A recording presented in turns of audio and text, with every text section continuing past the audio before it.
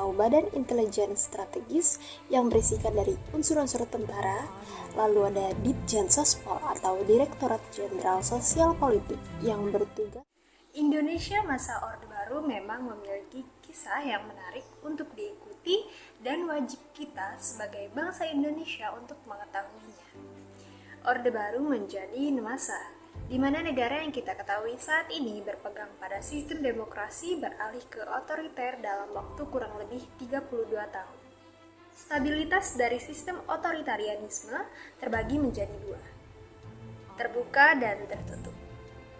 Karakter sebuah rezim dari negara yang stabil karena tertutup dan negara stabil karena terbuka memiliki karakteristiknya masing-masing.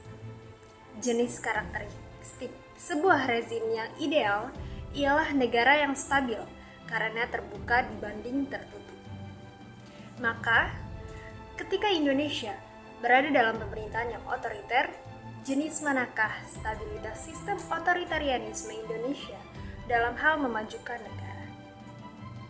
Keterbukaan dalam hal ini bermaksud mengukur ketika sebuah negara otoriter mengikuti atau menyelaraskan dengan arus-arus globalisasi yang saling silang dan melihat seberapa jauh negara tersebut memberikan kebebasan untuk warga negaranya saat berekspresi dan meraup informasi. Selain itu, kestabilan juga diperhatikan bagi negara otoriter dan merujuk kepada kemampuan suatu negara bertahan dari gejolak serta kemampuan untuk tidak memperparah guncangan-guncangan yang terjadi.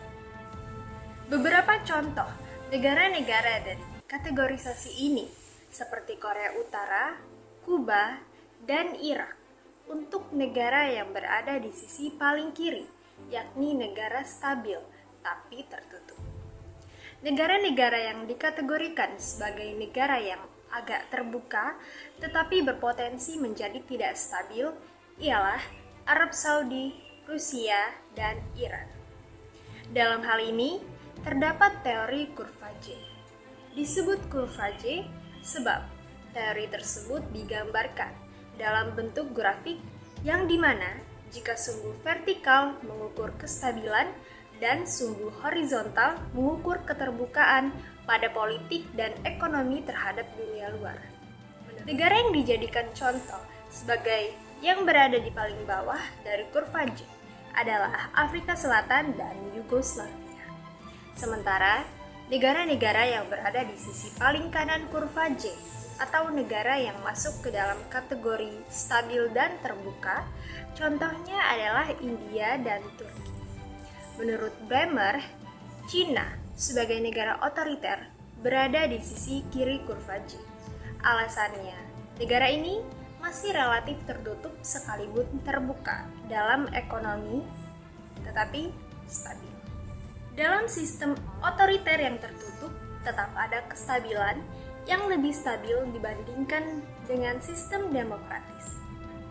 Dalam sistem demokratis, kestabilan belum tentu terpelihara, sebab kan kebebasan terbuka yang menimbulkan gejolak bermunculan secara tiba-tiba. Lain halnya dengan kestabilan pada rezim otoriter yang bergantung pada pribadi seorang pemimpin. Kestabilan suatu negara dapat dipertahankan selama pemimpinnya masih hidup.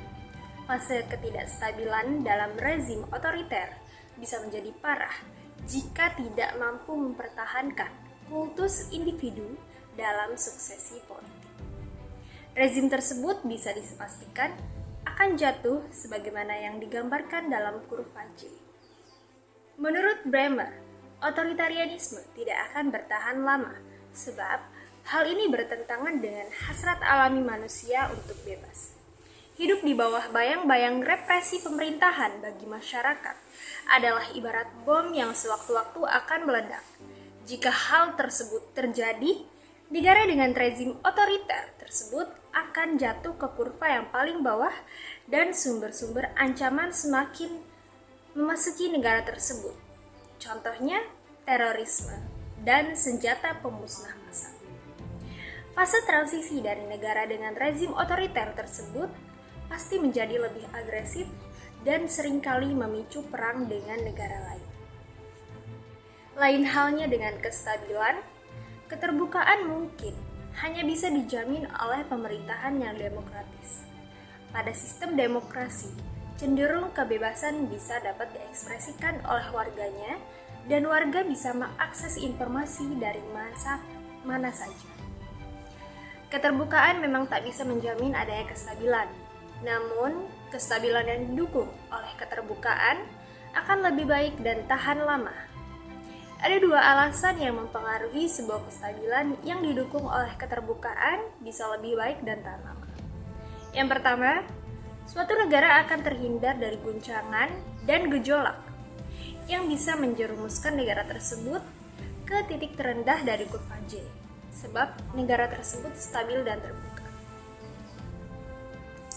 Kedua, suatu negara akan seringkali berkontribusi terhadap perdamaian internasional karena negara tersebut stabil dan terbuka sehingga dalam kebijakan luar negeri bisa bersikap ramah dan bijaksana.